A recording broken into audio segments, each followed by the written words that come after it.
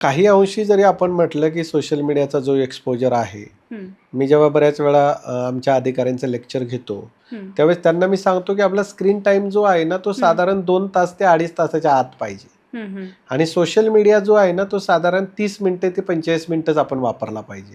हं, कारण काय होतंय की सारखं तुम्ही त्या मोबाईलला किंवा स्क्रीन टाईमला किंवा सोशल मीडियाला हं, अटॅच झाल्यामुळं हं, तुमची जी स्वतंत्र विचार करण्याची क्षमता आहे हं, किंवा एखाद्या भावना अपडाऊन करण्याची जी क्षमता आहे हं, किंवा विवेक आणि ज्याला हं, आपण मगाशी हं. बोललो, विवेकाने हां, जी वागणं, तर्काने जी तर्क. वागण्याची हं, शक्ती आहे हं, किंवा अहंकार जो आहे, हं, तो मोठ्या प्रमाणावर वाढलेला आहे.